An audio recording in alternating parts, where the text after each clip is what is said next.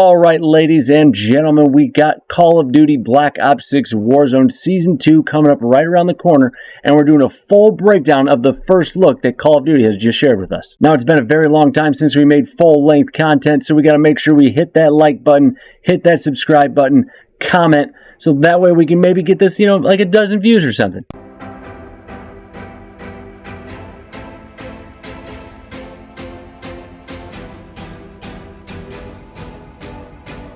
It gives us a little summary, but we're going to break it all down anyways. The main point here is launching January 28th, which is a Tuesday, sometime during the day. And we got our solid roadmap here with tons of loaded information about the season, which all is going to be detailed below. Per usual, we got some new multiplayer maps. First up is Bounty, which is coming at launch. It's going to be a core 6v6 medium-sized map. This kind of reminds me of a map from MW3. I don't know the name of it, but it looks like the same kind of museum-type look. And then we got Dealership, which again is coming at launch, a core 6v6 medium-sized map.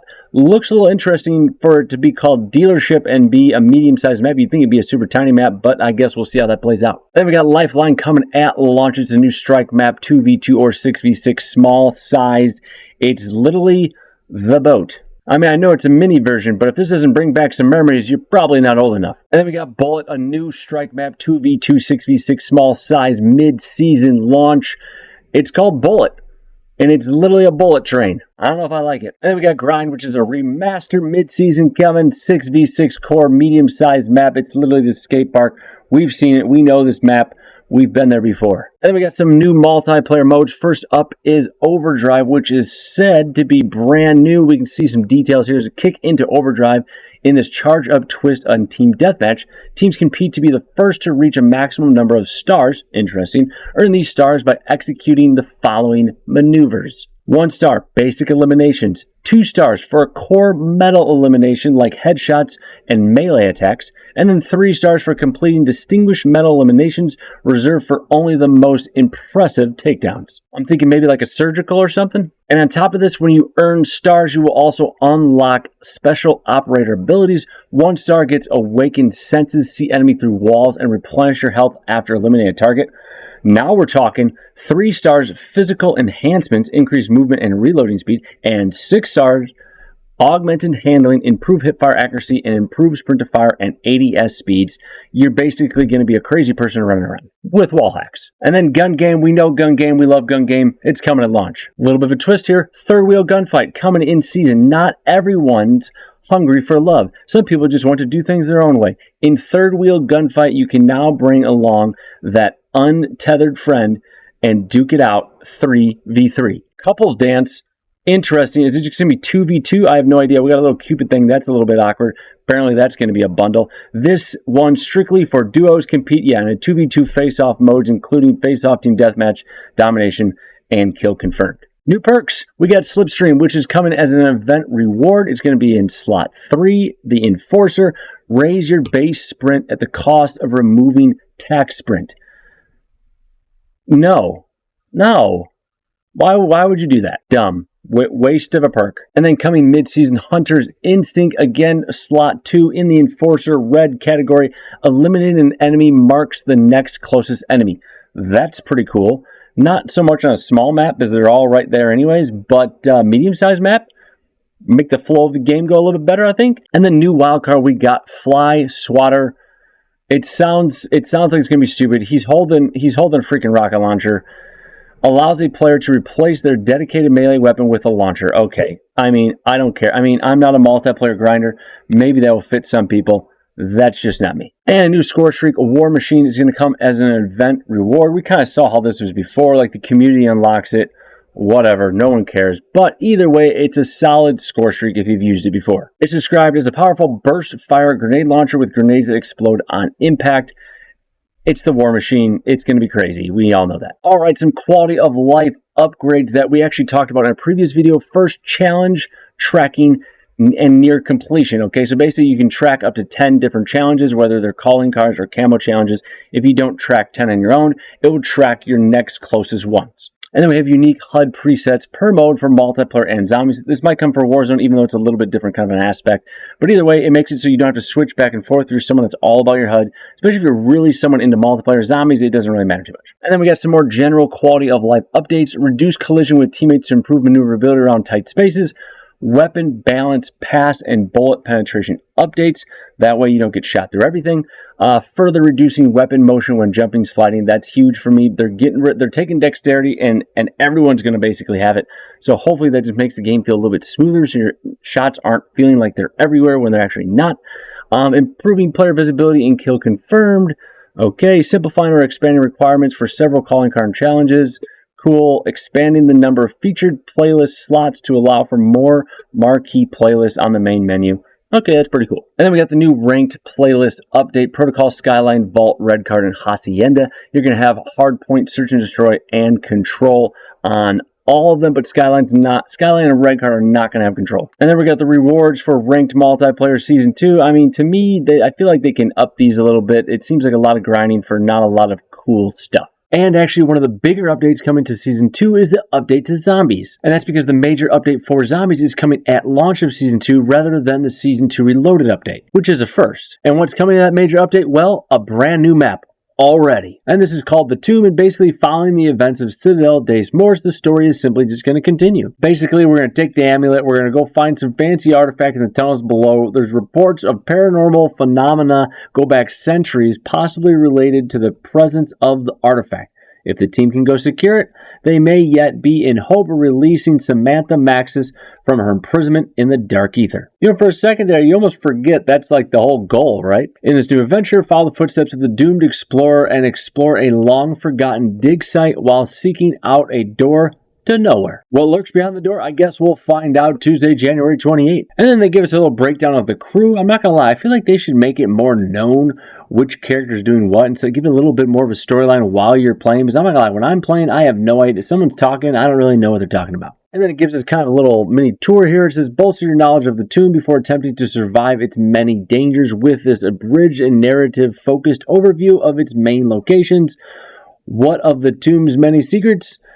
They're left for you to discover. So first we got the dig site. You can see pretty self-explanatory. We got one of those armor upgrades here. We got a little vest there. We got this weird door portal looking thing. You can even see a pack-a-punch in the background there. Then we got the Neolithic catacombs and ossuary. I don't know if I'm saying that right, but it's basically you're going to go down. It's going to get a little bit creepy. And it says exploring this area, you may notice how far back the area goes, both physically as well as through layers of ancient cultures and civilizations. And then we got the tombs, pretty self-explanatory. They're freaking tombs. And then it looks like just past those tombs, we got some shrine to some other more important people probably. It says, oh yeah, here we go. Ancient priests charged with interpreting the sacred mysteries.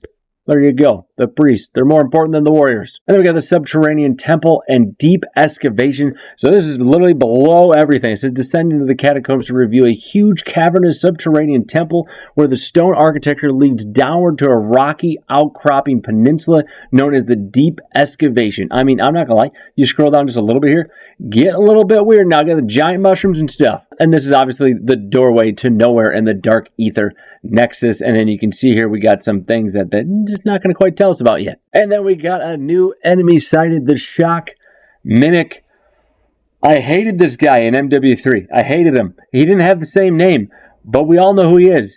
And we didn't like him one bit. And it kind of even talks about how often disguise themselves as useful items. These shocking creatures break out of the illusion on approach, grabbing victims with their tentacles and razor-sharp claws. I mean, that's a little exaggerated. It's not gonna, one mimic's not going to take you down, you know what I'm saying? But either way, they're going to hide like boxes and stuff. And it kind of gives us a description of how some of the enemies of the tomb are going to look a little bit different to kind of give it that tomb ancient look. And then we got the new wonder weapon, Staff of Ice. It says this masterpiece of ancient technology fires a withering blast of frost and can generate healing energies to resurrect allies from a distance.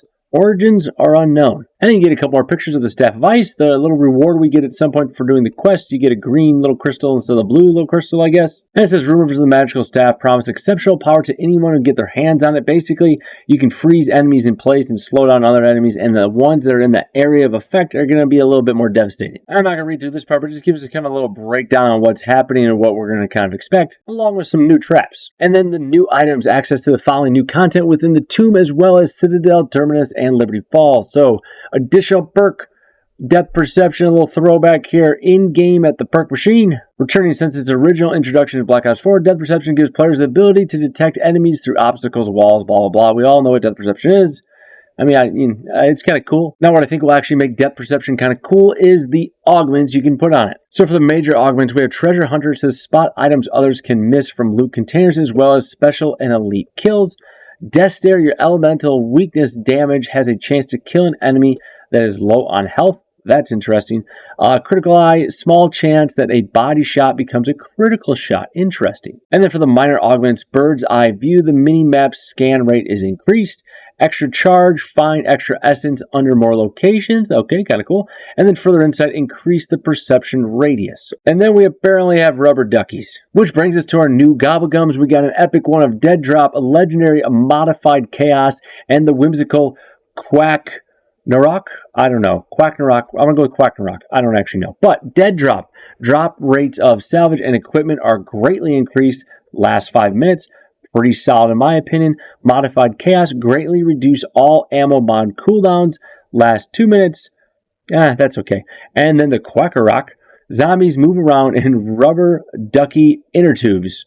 And that will last for 3 minutes. So does that mean if they're in these inner tubes, they can't actually do damage to you? Like, are they just going to keep bumping into you with the inner tube instead of actually hitting you? I don't know. And some additional support. We got the War Machine, as we talked about before. Probably going to be pretty cool. Who knows how good it'll be against an absolute horde. And then as we talked about before, they will be introducing directed mode later in the season for the people that kind of need those walkthrough steps on what to do. And some of the biggest things I think coming into Zombies are the new quality of life updates. Now, even though I am traditionally a solo player, I welcome people to join on up with me, which leads me to one of the biggest things is the co-op pause. Now, while in a match where everyone's in the same party, the party leader will now be able to pause the game for everyone to regroup on strategy or take a quick snack break during those high round runs. I think this is awesome. Like even if just someone has to take a quick phone call, everyone just pause real quick for a couple minutes, whatever it may be, and then you're good to go. And then in addition to this, we have the AFK kick loadout recovery. If a player gets kicked for going AFK for too long in a co-op game, their loadout essence and salvage will now be restored when they rejoin the match. And then my personal favorite, we got the updates coming to Warzone. Now this statement right here is the biggest statement of all because currently, as many of you know, Warzone is basically broken. In Season 2, a focus on gameplay, tuning, quality of life improvements, and addressing ongoing bugs. That is their primary concern, and I agree with it. Now, they go into a little bit of detail here, but they go into a ton of detail in their community update blog, which was posted a few days ago. You can check that out, and they kind of go into depth on what their plan is. But we also got new perks coming. So the first one is Reactive Armor in Perk Slot 2. Basically, it says your armor will regenerate up to 50% if you haven't taken damage in the last 5 seconds. That's kind of interesting, because if you know you don't have much armor, and you can just chill for a few seconds, then you'll be good to go. And then we got Low Profile, which is in Perk 1 slot. This says you will be able to move more quickly while crouched and prone. Interesting. Move slightly faster when down. Okay, so the down thing I don't really care about, but the crouched and prone I think is interesting because will that make you slide faster? I don't know. And then again, it goes into a little bit more detail on the things they're trying to fix. Mainly right here, weapon reload speed, swap speeds, jump mechanics, parachute transitions, audio clarity have been fine-tuned to bring Battle Royale closer to the intended experience. This extends further with adjustments to default perks, equipment count, and body shield behavior. Which again, a ton of that is found in that community post I mentioned earlier. And then obviously we got the update to Warzone ranked play. Hopefully they can bring this back to what it should be rather than just Hacker City. You can see we got new rewards. Again, I think, I really think they need a buff kind of these rewards. Like that's the main thing. It could be a little cooler. And then we got the general content coming to all modes. You can see a little Terminator action right here. And then we got some new weapons. First up is the PPSH, which is the huge zombie fan favorite. It's a little bit of a throwback, but it's back. Obviously an SMG, it can be found in the Battle Pass on page 6 as that kind of high tier reward, or on page 14 for the Battle Pass blueprint. And it's described as a full auto submachine gun, fast fire rate with impressive damage and high recoil. Sounds like my type of weapon. Make mincemeat out of the competition with the return of the fan favorite. Hey, what did I tell you? Fan favorite. of World War II era PPSH-41 SMG, boasting an incredible fast fire rate that makes short work of enemies at close range. I'm kind of excited to use this because I remember this was one of the weapons that was absolutely broken when you put it in hipfire. It had a bunch of different builds you could run on Rebirth Island with it. And it goes on to say, tame its unpredictable recoil by firing in bursts or emptying the whole clip. Oh, there you go, hipfire engagements. Consider the extended mag, assault pack, blah, blah, blah. Then we got the Cypher 91, which is an assault rifle. It can be found on page 8 of the Battle Pass and page 11 for the fancy blueprint. It is a full auto assault rifle, slower rate of fire balanced by great handling and excellent mobility. For versatility, few weapons outshine the Cypher 91 with excellent range, handling, and mobility. I'm excited about the range stuff. I like my long range engagements. With clear front-mounted iron sights, minimal muzzle smoke, and controllable recoil, its AR is easy target acquisition. It kind of reminds me of whatever weapon the D tier, right? Is it D tier 2.0? I don't know. And then we got the Fang 82, which is an LMG. Doesn't look like an LMG, but I guess it's an LMG.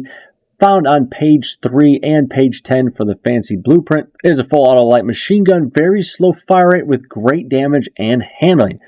Not gonna lie.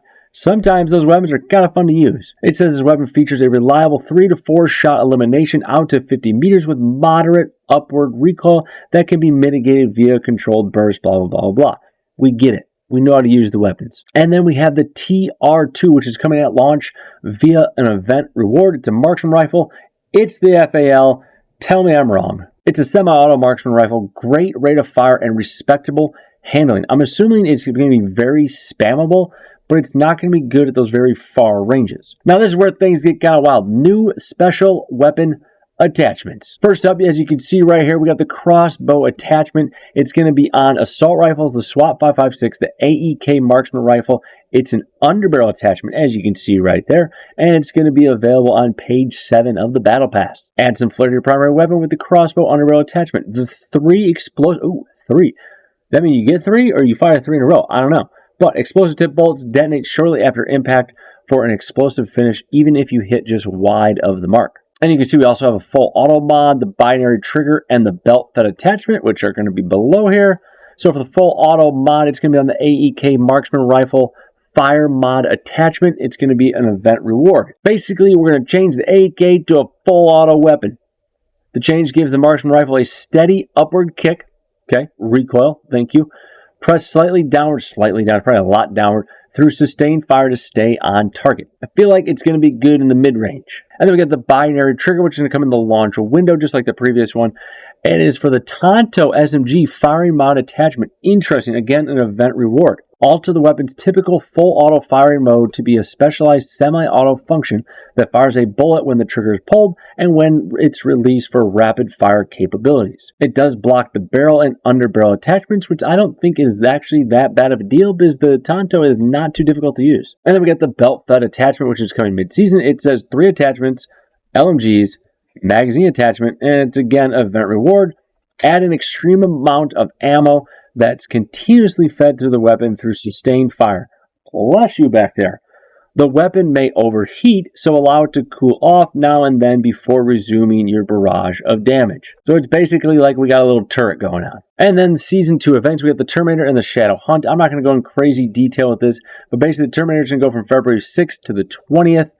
Unlock the rewards. Pretty simple. Collect some skulls. Okay, and then the Shadow Hunt from the 13th to the 20th. Same type of thing. You got to join it, complete it, collect the things, unlock everything else. Oh, and there's also a St. Patrick's Day Clover Craze, which is kind of blocked out the exact dates and rewards, so I guess we'll find out more information on that in a little bit. And then it gives us a breakdown of the Battle Pass. You can see the new operators. They got a weird face over here. Dude's got a weird helmet over there. He looks like he's an assassin. This guy looks like he needs more friends. Basically, same thing. Buy the Battle Pass, get the rewards. And then you get the Black Cell version. Hold up. That's pretty cool. Didn't see that one coming. Is that one related to that one? I don't know. I like that one. And then again, just more detail on the Battle Pass and the Black Cell version of it. So then we got our operators. Vortex. Look, there's I want that skin. Okay, Vortex. Boom. First one. There is no escaping this master assassin. Told you. Told you it was an assassin. Known only under the alias Vortex, all biographical information of his operator has been... it's black, you know what I'm saying? And then we have Nocturne. I don't know if I'm saying that right. Either way, we got the skins. You can see this dude's kind of weird. That guy's he's the one that needs more friends. Again, we got some redacted information. And then we got the Terminator bundle. And look at this. Look at this young strapping man right here. I'll be back. And then, even quotes the Terminator. The ultimate killing machine arrives as the Terminator deploys from the future to decimate its enemies across Season 2. And then you can see we got here 2 different skins. It looks like the basic skin, which they could have done a little bit better job on the face there. And then the robot version that got all of his fake skin blown off. And one of the biggest things in the post, in my opinion, a lot of people haven't said, I actually bought the pack because I heard about it. But LA Fire Relief Ultra Skin. Now, some people are like, oh, they're just doing that for blah. They're literally giving, it says it somewhere here, I know it does, 100%, I don't know, I can't read fast enough, but every cent that goes towards buying this bundle goes straight to the LA Fire Relief. So go, if you're going to buy a bundle, buy that one. You know what I mean? Don't look for the cool ones, unless you buy everything, whatever. Buy that one if you really, really want to buy something, and it doesn't look too bad. And then it kind of gives us a little hint towards some other bundles to come. We got a little rock star rocking out right there, a couple ladies right there. And man, was that exhausting. If you need to check out the whole blog for yourself, just callofduty.com/blog. You'll find it all there. There's even a trailer that I can't actually play, but either way, Season 2 is coming. Hopefully the game is fixed. It seems like every single time I log on, there's something wrong. No matter what it is, it could be the audio, it could be the hackers, it could be getting booted from matches. Either way, Season 2, they took away some of the content to improve some of the bugs, so hopefully it works out. I'll be there. Hope to see you there. If you didn't already, hit that follow button, hit that like button, drop a comment, say hi, and I'll see you out there.